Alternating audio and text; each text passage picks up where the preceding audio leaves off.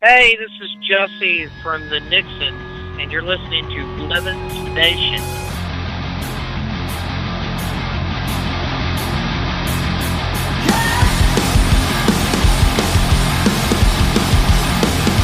If you put one foot in front of the other, the chances rise that you're gonna stumble. You can just stand there, you ain't going anywhere, just wasting a heartbeat. But when you fall, I'll let you fall. But I will be around to help you up. You gotta learn for yourself, I won't be your crush.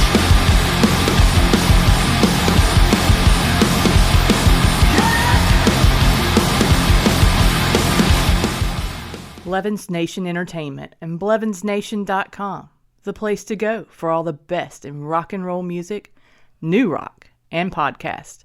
So sit back, hold tight, and open up your ears. The revolution is here. Now here's your host, Chris. Well, hello there, and what's up, everybody? This is Chris. That's right, with Blevins Nation.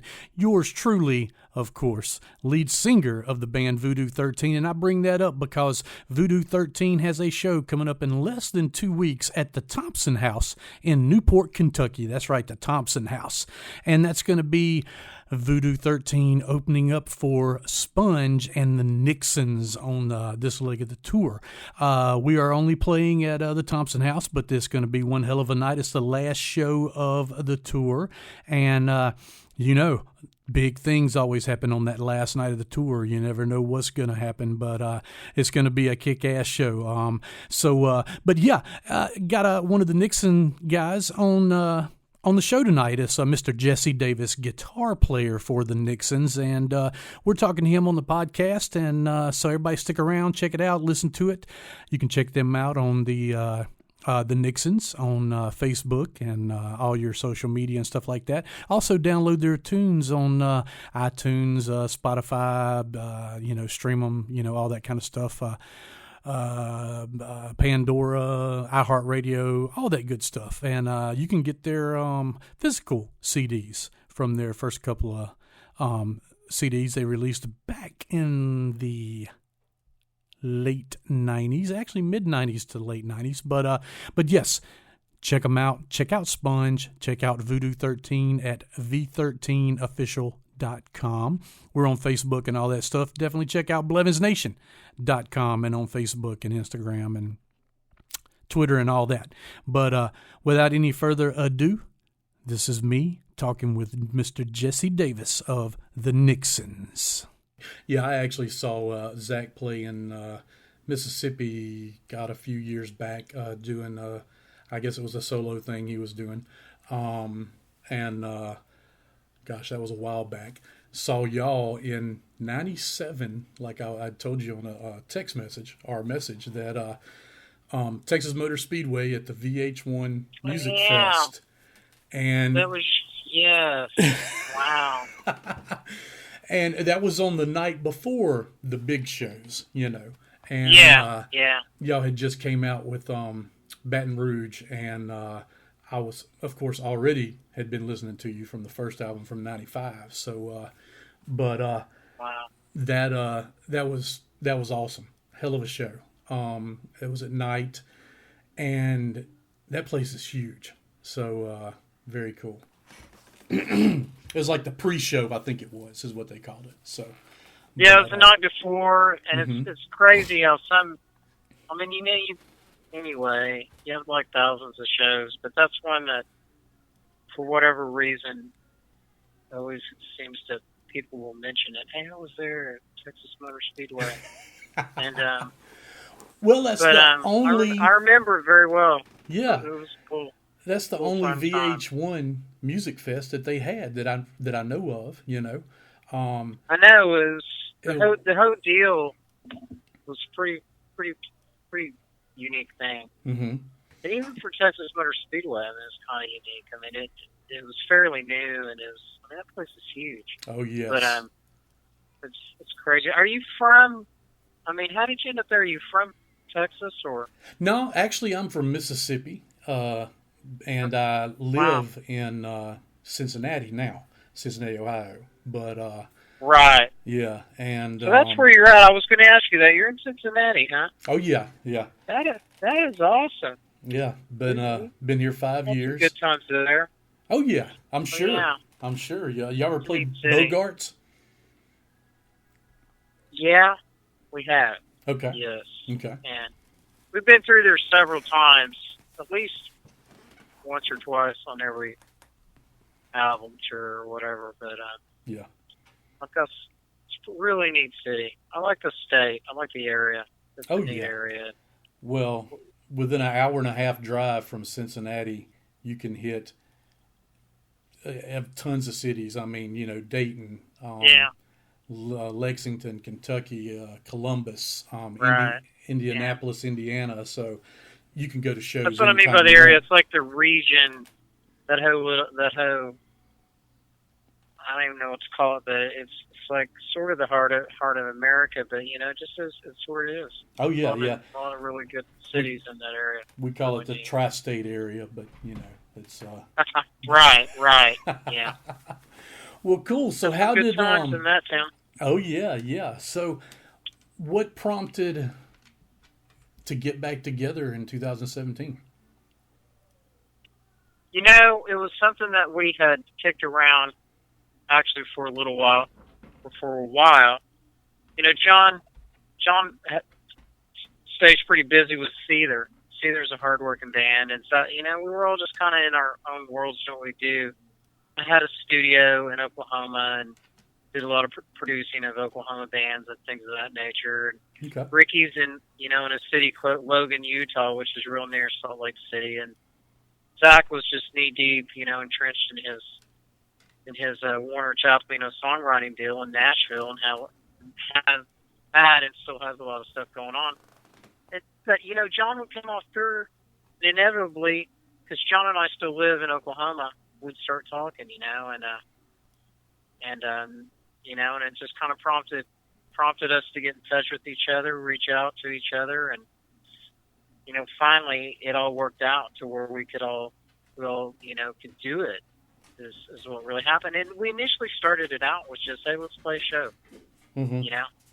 and we put the show together in Oklahoma City, and it was such a good time.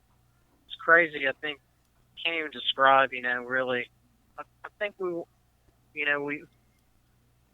went through emotions that we weren't really expecting, possibly, or whatever. But it was really such a positive experience. And we played another show, and we did Texas. After that, we did Trees, and we initially had Oklahoma City and Edge Fest. We played a festival.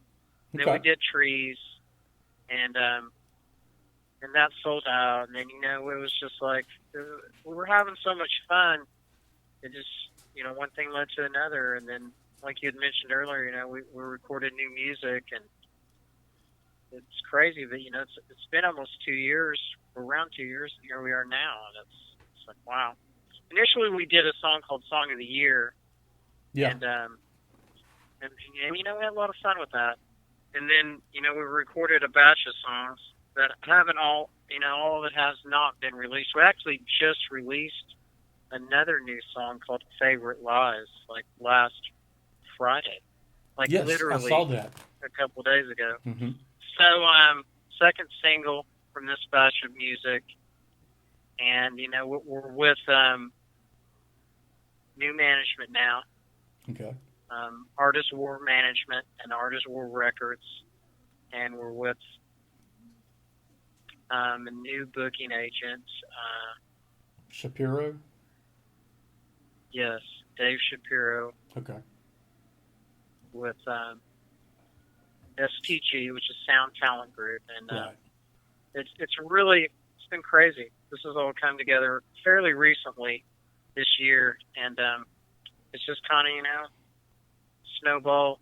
It's gotten bigger and bigger, and here we are. And now we're going on the first of what we expect to be, really fun year next year.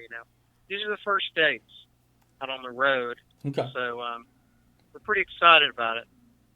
But that initial getting together was really just, it worked out, and we, you know how it is. It was kind of this unspoken, like, well, it's time. Let's do this. So, it's crazy. Oh, yeah. It's kind of like riding a bicycle. We're like, you wonder what's going to happen, but can't explain it. The four of us, man, we played so many shows, and we did almost for a while we averaged over 300 shows a year. Wow. For a few years. That's awesome. Which, yeah, even when we looked at it, we were like, really? Someone said that, someone had figured it out, and we were like, what? 250, you're thinking, that's a lot of shows. So 300, but, we've always been, kind of the heart of our band. It's always kind of been playing live shows, so. Yes. It was fun. And that kind of goes along with the, the name of the tour, of course, with Working Class, Blue Collar. I mean, because you've done it, that's what you were, out there, busting your ass for years. 300 shows a year, that's incredible. That's sick. Even before we were on MCA Universal, mm-hmm. we were on Dragon Street. We were on which was an independent label out of Texas initially. And right. We were the band that hopped in a van back when really a lot of bands didn't do it. I would say. I mean, we went through like 5-6 vans, literally drove them into the ground, so they died, and would get another one. Yeah. I mean, those were fun years. Those were maybe some of our funnest years, mm-hmm. For a number of years before, we came out with Thelma. So. Yeah. Now, y'all joined in did the band form in 1990? Is that how it was? Right around then. I would, it was maybe a year before that, to be honest. I was in a band with Zach in college called Is That an Animal, of all things. And it was just it was a fun college band. And the typical thing happened where summer came. I think the bass player graduated and went and got, like an engineering job or something. Mm-hmm. And we kind of, summer went by, and then it's funny that the band came together. The Nixons, I had known Ricky. I actually met him at the mall. Back then, I worked at the mall at a record store, and I'd known Ricky, and I for whatever reason called Ricky, and he answered the phone.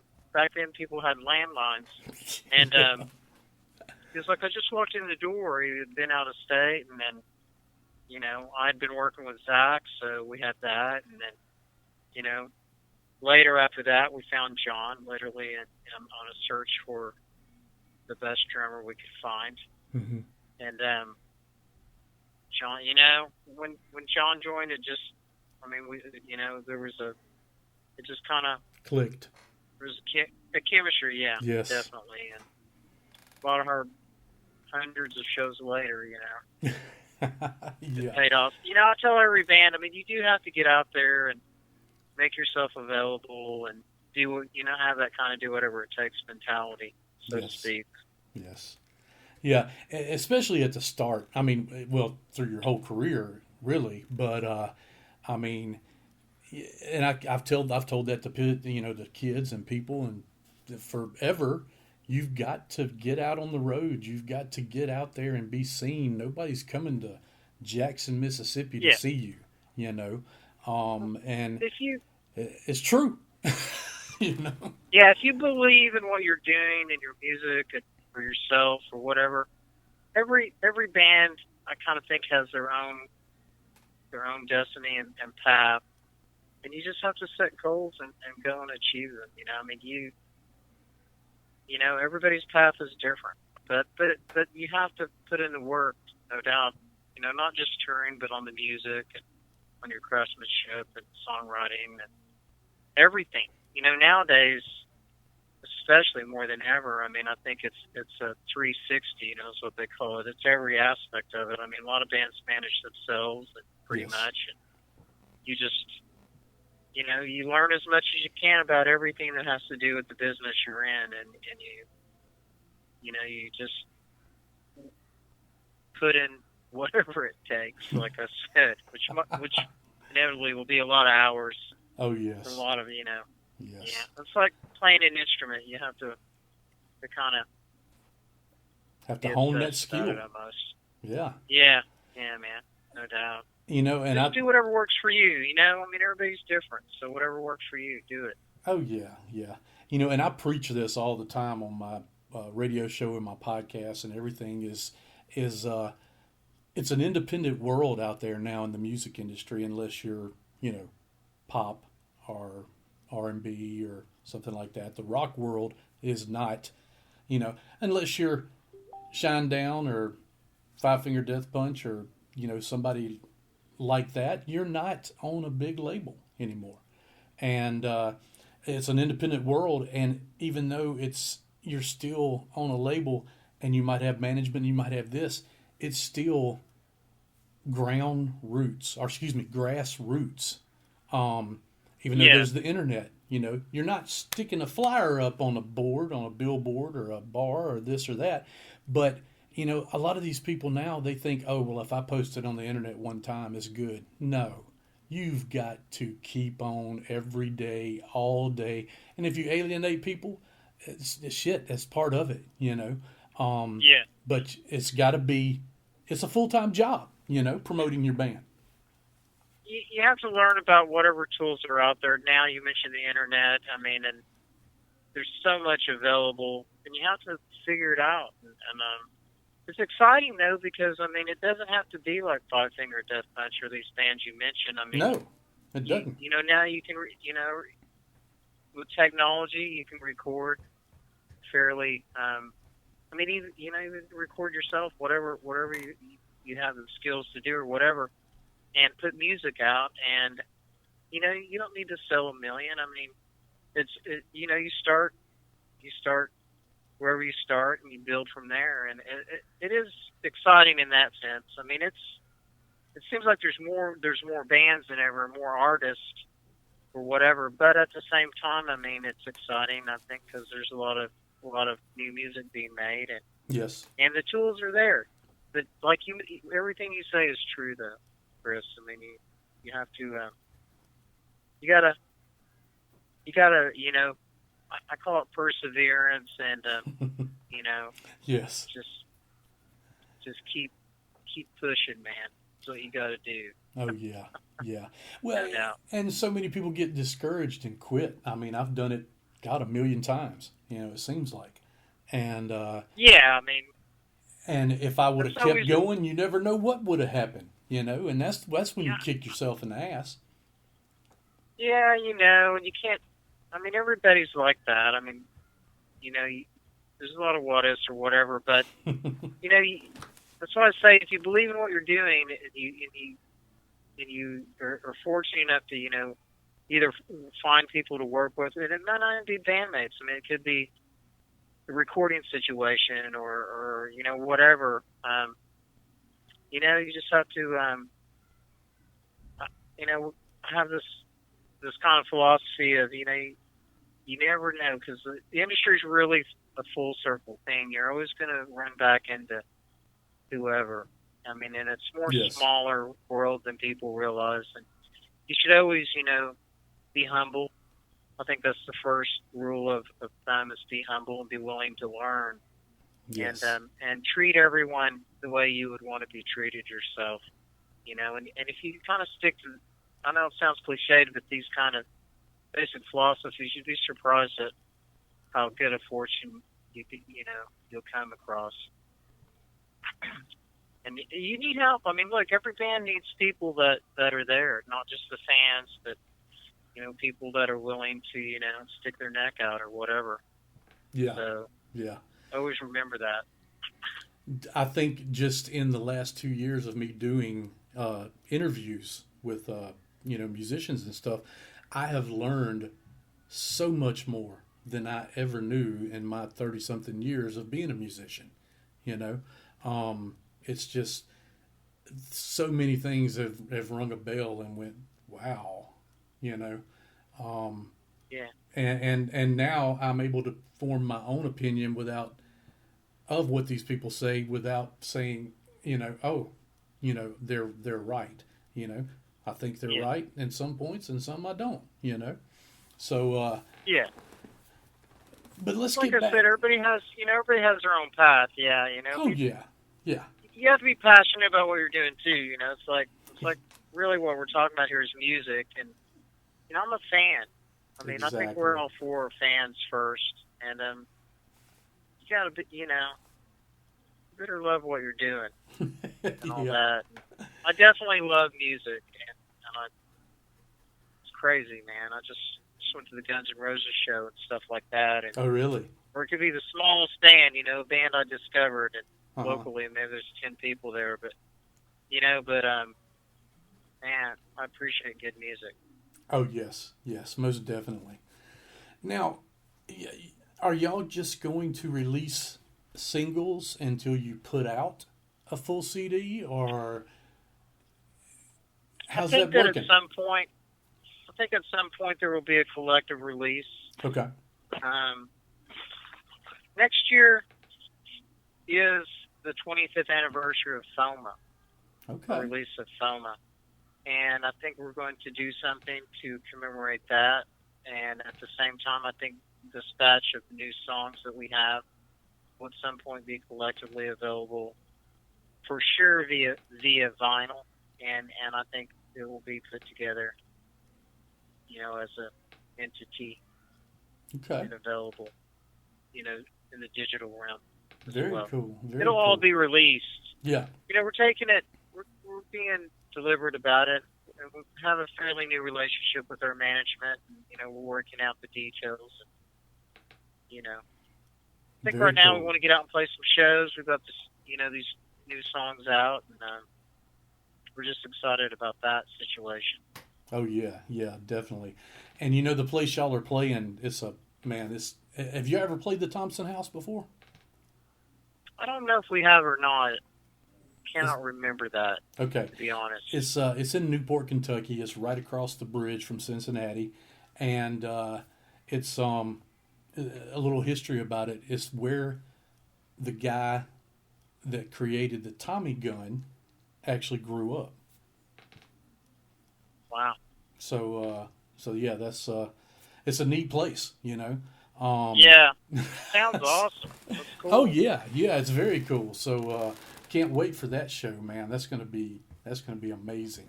So God, that will be 20. You're playing. You're going to play too, right? Yeah, yeah, my band's playing. So Awesome. that's gonna be great. It's going to be a fun time. Oh shoot, That's so yeah, cool. man. And this will be our first show in Cincinnati. Kind of sounds weird, but because I'm being from Mississippi, my band is actually all in Mississippi, but me. So I kind of go down there more because it's easier, to for one Yeah. person to travel than three. So, I understand. but Completely. I just couldn't pass this show up. Was a huge fan in the '90s, and I was like, hell yeah, this would be cool as shit. So, It's really cool of you. oh yeah, yeah. Neat. And But I'm glad I got the chance to meet you, beforehand. This is cool. oh yeah, definitely. Now, let me ask you something. When did you, or not when, what did you cut your teeth on? As far as, it doesn't really have to be what you first liked in music, but what song or what band or what video? I know because when MTV came out, it Yeah. was But We, what made you go? I want to play guitar. me personally, we've all got our own roots. There's no doubt about that. Yeah. We've talked a lot about it over the years.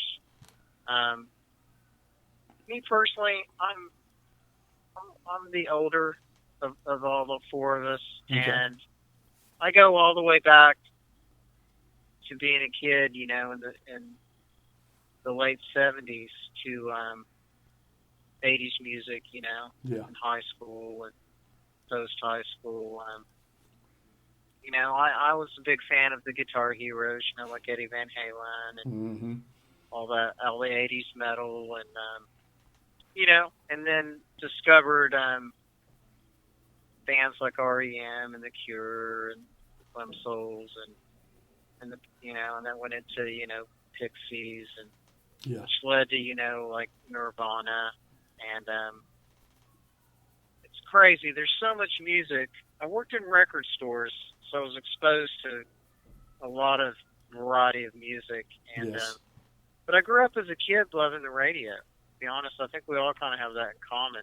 Oh yeah. I was exposed to Elvis at a young age and stuff like that. Me the too. Everly Brothers and Buddy Holly. Yeah. I have a real and Chuck Berry. I remember going to see a movie called Let the Good Times Roll, and it had Chuck Berry and that's Domino. And Oh yeah. these amazing artists.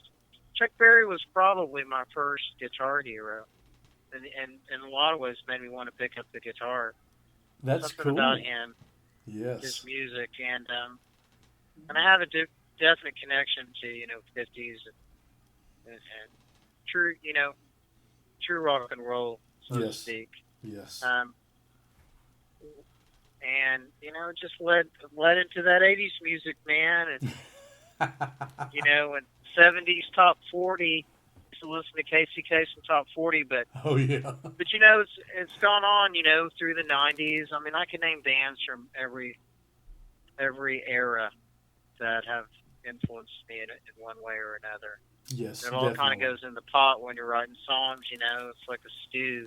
Mm-hmm. I try to really turn off music when I'm writing and just have something kind of hopefully pure come out and unique.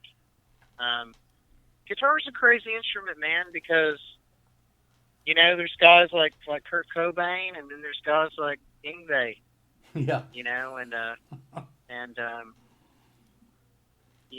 George Lynch or Oh, Martin, yes. whoever. Oh, my God. Take your pick, man. My two favorites you mentioned right there. Yeah, those guys.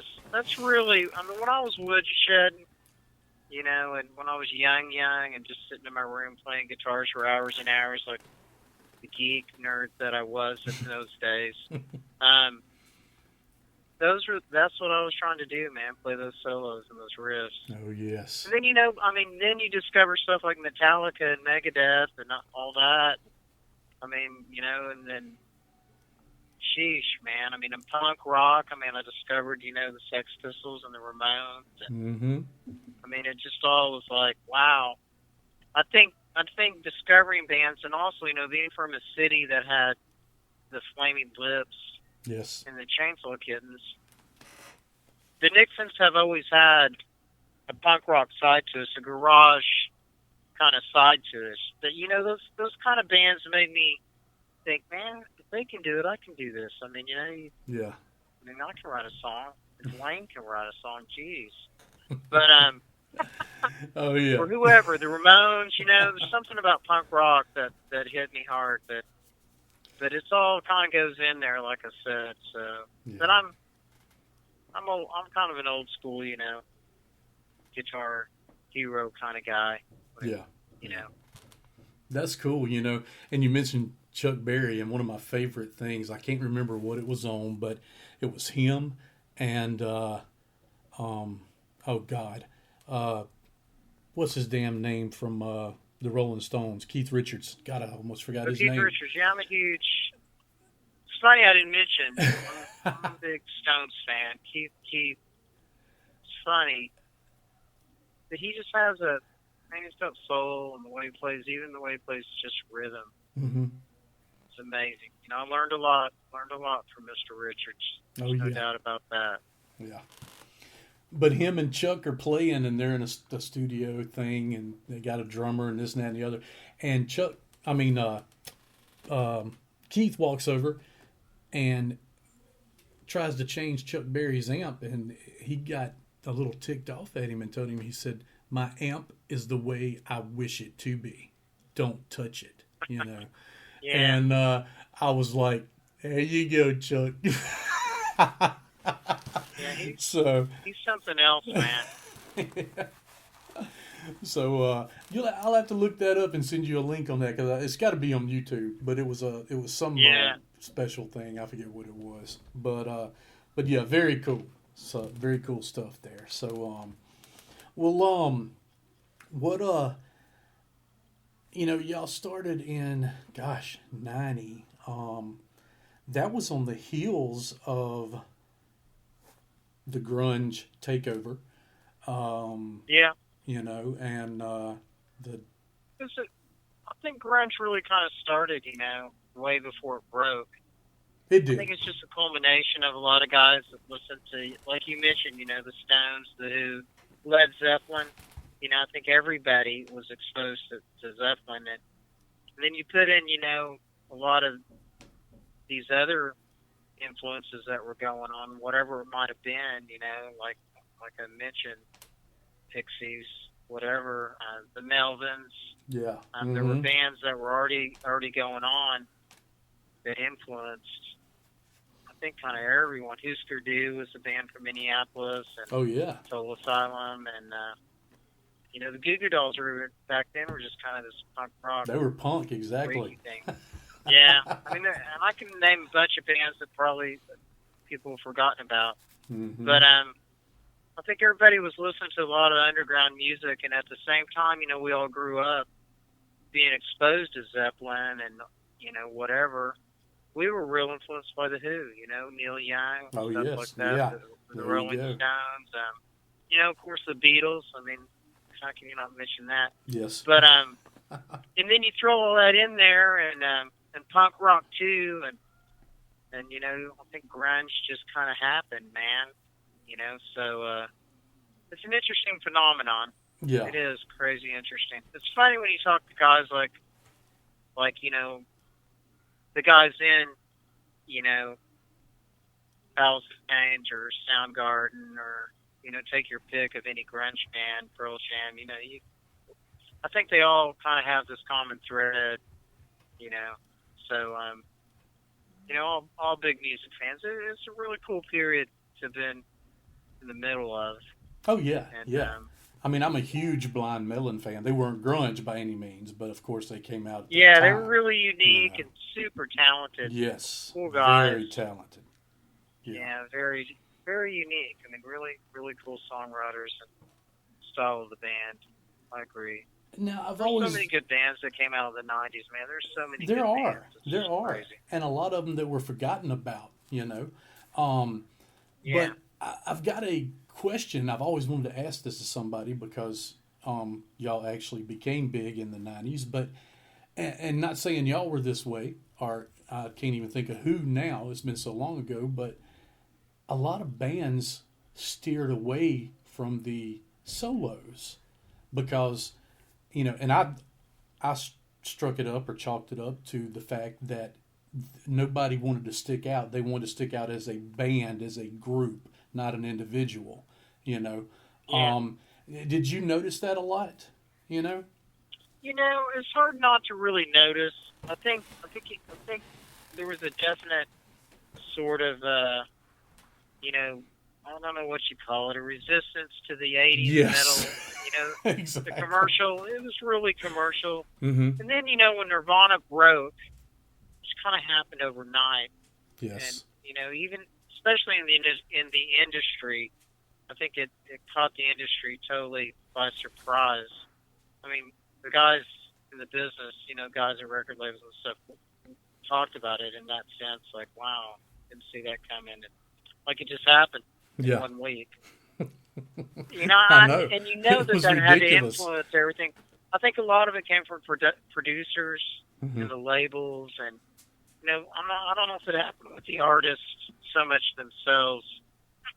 I know that with us, it's not something we consciously thought about. Yes. You grow up loving bands like, pure pop, like the Beatles or whatever. We always had our fair share of guitar solos.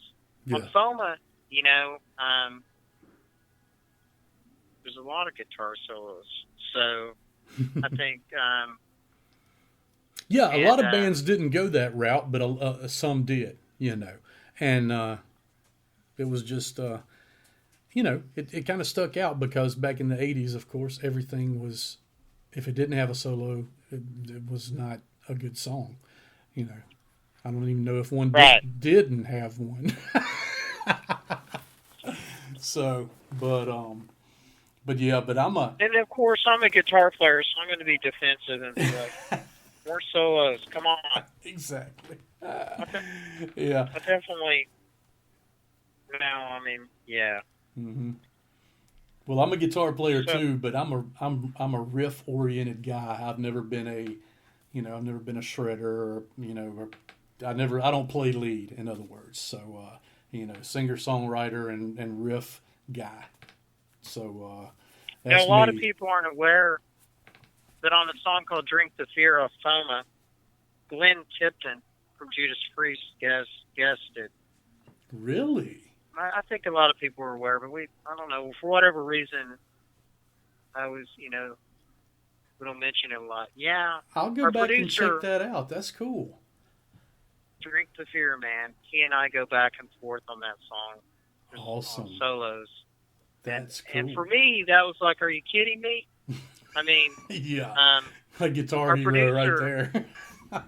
yeah, Mark Dawson had done work with Judas Priest, and Glenn was in town, came by and saw us, and then next thing you know, he's playing solos on the song. I was like, wow. That's cool. I mean, I saw Judas Priest. I sat third row and saw them as a fan, man, way before any of that happened. Mhm. So, but there you go. I mean, we aren't the Nixons aren't shy of anything. I mean, as far as that kind of thing, we'll do whatever we feel is the right thing to do for whatever song. So, Right, exactly. Well, very cool, man. So, the show that y'all are playing here at the Thompson House is actually it looks like that's the last show of 2019. Or at least it's the last show of that leg right there with yeah, Sponge. It's So, funny you mentioned that, because I was going to say it's going to be a special show just for that reason. oh, So, that's going to be awesome. Um, I'm glad to be a part it'll of be that. It'll be the last one with Sponge Mm-hmm. for this run. Okay. And so yeah, man. I'm sure there'll be some crazy stuff going on, and we'll be pretty loose. So Cool, you awesome. got lucky, man. We're gonna hang out on that night. That's Who knows cool. what might happen? Well, What shoot, songs yeah. and music Well, and heck yeah, fire and shenanigans might go on. Exactly. That's very cool. Now, let's see. So that now, I know you probably can't talk about it if you do have anything lined up. Is it maybe January, February? Or y'all taking a little bit longer before you hit the road again? Festivals, maybe. We're already looking at dates, Okay. situations in January Okay. and February, and all of next year actually. So, Okay. Very but cool. there's already some stuff penciled in for January, and we're just gonna do what we can do within our schedules and whatnot. And Okay. but there will definitely be more Nixon shows Oh yeah. and more music. Ah, So, very good. Very It's good. gonna be fun. We're pretty excited about it. Well, But this we run have. in particular, Mm-hmm. I was just saying, this run in particular, it's cool because we played with Sponge in the past, and it's going to be cool to hang out with those guys and do this run, and it's pretty special, being that it's our first, kind of getting out there and hitting the road again, so to speak. So, Yeah. I hope people understand, the fans or whatever that are thinking about coming out, that it's going to be, every night's going to be unique, and we're going to definitely be going over the top, so to speak. So That's cool. these That's are going to cool. be fun shows. I can't wait. What kind of rig you play? Excuse me? What kind of? Oh, I'm sorry. What kind of rig do you play? Oh, rig. Yes, sir. I put up a post on social media about a month and a half ago or so. I play an amp called a Fat Boy this time. It's 100 watts. Okay. It's kind of like a Plexi, a Marshall Plexi, so to speak. It's a tube amp. It's 100. It's got EL34 tubes in it, Okay. and it's 3 channels. It's something that I got from a friend of mine named Carl Popek. I want to thank him. He's a genius, and he works on amps even to this day. He's in Vegas now. Okay. And I don't know, I mean, I played on Mesa Boogie stuff. I've recorded with rectifiers a lot and with Marshalls. But I fell kind of back in love with this amp, and I use that. I've got a number of Keeley electronic modded pedals, Blues Driver, Sweet Tea pedal from JHS, and I've got a Roto Vibe in my pedal board. I use delay. Phase 90, you might see in there. Yeah. Mm-hmm. Yeah, I usually play a Crybaby. Oh, yes. Sometimes I'll use a Vox. Okay. Tube Screamer is in there, Yeah.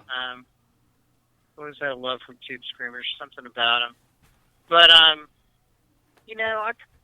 kind of back old school in the sense I like to have my guitar plug into the amp and Yes. go, and I'm particular about my guitars. I play a Les Paul. It's a 92 custom Les Paul. Yes.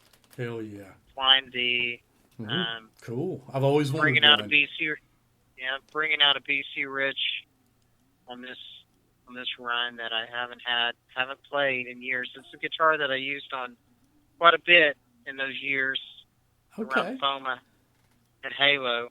Very cool. It's one of the main guitars I used on Halo. It's not a normal BC Rich like you would see. It's a Strat style body, and it's got a Kaler tremolo on it. Wow, nice. Yeah, I use DR strings, and there you go, man. Marshall amps. I kind of prefer Marshall. I do prefer Marshall cabs. I've got Mesa cabs that I'm. Something about the Marshall cabs. Even if I use a Mesa head, I'll use a Marshall cabs. I'll use Marshall cabs. All right. And, All right. Fair enough. Yeah, it's just a 1960 series. Okay. Cabs and with 25 watt selections in them. So there you go. Oh, okay. It is what it Very is. Nice. But that Fat Boy, there weren't a lot of them made. Mm-hmm. But it's a straight ahead tube, a lot of power. Okay. It gets gritty. Very nice. It'll overdrive, so it's loud. Yeah, I use Black Star now, and I like 2 channels. Well, this is actually a 3 channel, but I only use I use a dirty channel. I don't even use clean. I hate pedals. I don't even like an AB box, anything. I don't even want to switch to clean. I'll just stay dirty now. So. Yeah, I mean, I've gotten real band simple. I really love.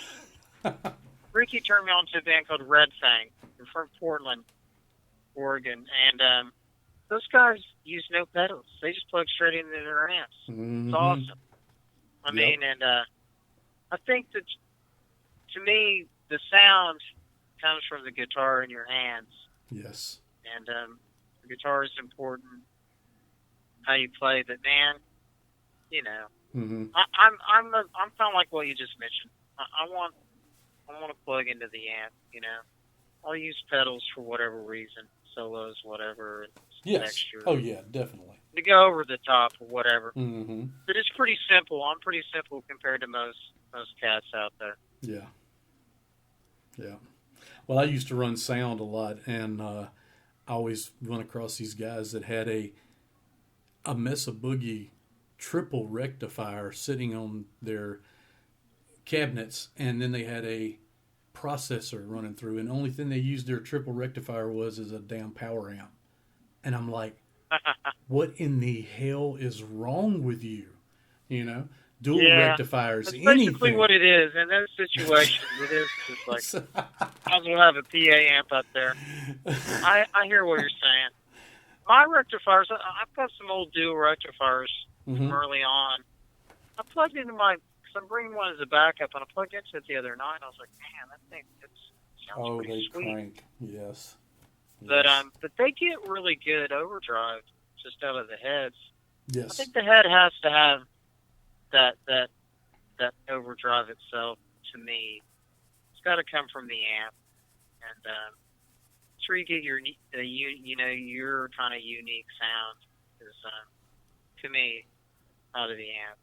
So Yeah, exactly. Yep. I listened to a thing with Eddie Van Halen a couple of weeks ago. It's funny. Just happened to come across it, but he still records and plays. I know he's got his own amps and stuff, but he still has his old amps. Oh yeah. He still uses them. And Yep, I to bet. record. And he mentioned just the uniqueness of you find certain amps and they just have a certain sound now. Yeah. It's like guitars. I think my favorite amp is now I like head, and then I used to use Mesa Boogie 212 cabinets just because I like that low end on the. It's not too boomy. It's more punchy in the face, But Yeah. I used to use PV, classic 100 head. Well, I wished I had a 50 because where we played, it wasn't loud. You couldn't crank it up loud enough because it was just it'd blow your head off. But I always had the the 100-watt head, and that every place I ever played, the sound guy said, "Dude, you got some of the best tone I've ever heard," and I took that as a compliment. I that was one thing that I prided myself on was my tone. My first amp was a PV amp when I was young, and I'll always have a soft place in my heart for PV because of that. I'll just say that. Yeah. Tube, yes, I love this. Classics are phenomenal. Now, when it comes to the Eddie Van Halen versions and stuff, there's just too much distortion. I like grit and dirt. I lean towards kind of flexies. I want to get tube, but I really like tube. When a tube breaks up and you get that going, you use it in combination, the number of things. And if you want to go over the top, it's got to start there. Oh yeah. Angus Young, JCM 800 wide open. I mean, that's how he got that. Gang. His brother, Malcolm. Oh, Malcolm, of course. Played that bridge, through those Marshalls, and there you go. Yes. Exactly. That's awesome. Well, cool. Well, I can't wait to for the show. I see y'all are playing. I think Louisville too. A couple nights. Actually, that's a few nights before, and then I think New York, and then Atlanta, and a couple other places. So. And Memphis. Oh, Memphis, really? St. Louis. Okay. We're getting down south. I mean, we're starting up in the Northeast. We're in New Jersey, and a couple dates in that area. It starts in Washington, D.C., and then the second half of it is down there in these cities you mentioned: St. Louis, Memphis, Louisville, and ending up, Kentucky. Oh, Growlers! Awesome. Oh, I see that now. Okay, December 12th. Yeah, I missed that one. Yeah. All right, very Growlers. Cool, man. And then the 13th at Masquerades, and then the 14th. Oh shit! I got to drive 6 hours to Cincinnati. Thanks for mentioning that. Thanks for mentioning those places. Oh yeah, yeah. Shoot, yeah, man. But anyone that's listening that's in those areas, it's going to be a fun time. Oh yeah. And my podcast, man, I have people download. Not that this matters, but I have people download my podcast all the way over in, European countries and Africa and here and there. Yeah. But of course, the most, is here in the U.S. and a lot of my crowd is down south. Georgia, Florida, Mississippi, Louisiana. So definitely, man. I have a soft place in my heart for the South, and yep, yes, sir. Well, that's cool, man. America's a great country. Great country to live in, and rock and roll. It's, real quick before we get off of here, are y'all planning on going over Europe or Japan or anywhere like that next year? There has been talk. Our management has brought up Australia. Okay. Some other options. We're going to do whatever we can do, and whatever works best. Logistically, our main thing right now is we want to have fun. If it's going to be fun, then we're going to do it, man. And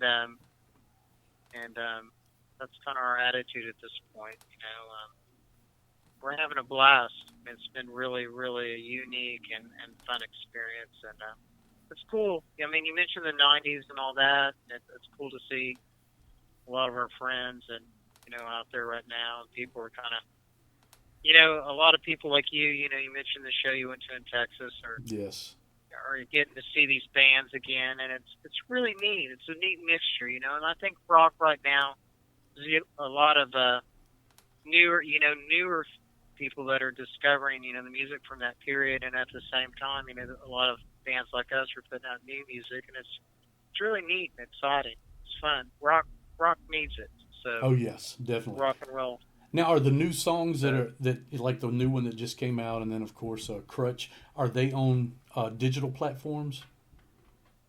Yes. Okay. Favorite Lives is available everywhere right now. You go get Favorite Lives, and CRUTCH was, just the essence kind of the Nixons, there. And we're really proud of this new music, and it's straight ahead rock, man. Oh yeah, yeah, it definitely is. So we really wanted to, the new stuff is really aggressive and edgy. Yes. And at the same time, Zach brings, Zach just brings a quality to it, and John, I mean, he's my favorite drummer in the world. But these guys, they're just, man, amazing guys, and we throw all our influences together, and there you go. Yeah. That's what it is. But we're very proud of the new songs, and it's all available in anywhere that you would normally access music. So okay, go check it out. And it's definitely going to be on my show again this Wednesday night. Then that's on rockrageradio.com at 9 to 7. What am I saying? 9 to 11 p.m. Eastern time. And cool. we'll Rock Rage Radio, yeah. Yeah, exactly. Awesome. So and the Nixons, and every time I get a chance, I'm posting the video to CRUTCH on there. And I got to say, the first time I heard it, which was probably about 2 months ago, maybe a little longer, but I was like, I mean, it took me by surprise because I didn't know what to think after so many years, and yeah, I was like, holy shit, this rocks, Great. I do want to mention, our band is unique in that we all contribute. Yes. All four of us. Mm-hmm. In the ways that we do. And CRUTCH, I want to mention, I mean, the riff is Ricky Brooks, our bass player. It's his riff. Okay. And, I put what I put in there, and Zach put what he puts in there, but I want to take my hat off to Ricky for CRUTCH and thank him, and and thank you, man, for the compliments. And oh yeah, definitely. CRUTCH is a fun one. It's fun to play live, and it'll be in the set. Oh yeah, so, definitely. And do y'all do any special things? Like a tribute to anybody, like a cover or anything? We always play at least a cover. It seems like we always have. Okay. You never know what it might be. And we definitely, when you say special, it's the Nixons, man. I mean, you never know. I mean, there could be fire, there could be whatever. We try to bring a unique thing to it, but it'll definitely be high energy and fun. And yeah, I mean, you just, the unexpected. Expect the unexpected, okay? Okay. So, well, Zach's amazing. He's just an amazing performer. Ricky's just like, I don't even know if there's adjectives. And John, to me, is one of the best drummers in the world. I'm a lucky guy, and I feel like so fortunate to be able to look over my shoulder or look in whatever direction and see those guys up there. Yeah. Playing with them. So that's cool, man. It's the Nixons, man. Yeah. The Nixons, and So yeah, I would say anyone that's seen us before, it's a lot of the same, and some unexpected twists. So Okay. Very cool. Well, it's been 20-something years since I've seen y'all, so 22, 23, somewhere around you remember there. that show, right? Oh, yeah. I'm trying to remember if there's any pyrotechnics or whatever were involved in that. Oh, God. I'm sure Zach was. I don't there remember. was some jumping off stuff. And Zach getting a little crazy. Yeah. You know. Well, we're not getting any younger, Oh, so it, Yeah. I know Zach's probably ended up in the crowd at some point or whatever, but Oh, yeah. fun times. Yes, fun times, definitely. man. Well, we only get 30 minutes, so we're going to start to finish. I may not say one word, but we'll see. So, Okay. it's going to be fun. So, well, cool, man. Well, I can't wait to Yeah, I mean, see y'all and meet up and all that I good think stuff. there's four. I think there's 4 bands on the bill. Right. I mean, that's Sponge, you guys, and whoever else. So it's a big rock show, man. Oh, yes. So yes. And the stage is pretty good size, so that's cool. And it's almost like a pit because you walk down a stairway, and when you walk into the door, it's just, bar to the right, sound guy to the left, and then just a floor all the way to the stage. So very cool. Can't wait. Yeah, man, I can't wait to see you in person. Well, there you have it. Me and Mr. Jesse Davis of the Nixons talking about the Nixons and music and all things the Nixons. Check us out at BlevinsNation.com for all your podcasts and interview needs. Check us out on Facebook, Twitter, and Instagram. That's Blevins Nation. Check out Voodoo 13 Official. Actually, that's V13official.com and V13official on Twitter, Instagram, and Facebook. Check out the Nixons on Facebook as well. And anyway, it's time for me to get off of here. Remember, show up at the Thompson House, December 14th. That's a Saturday night for the Nixons, Sponge, Voodoo 13, and another band's going to be there that night. Not sure their name, but I heard there is a 4th band. So anyway, love, peace, and monkey grease. And wherever you go, there you are.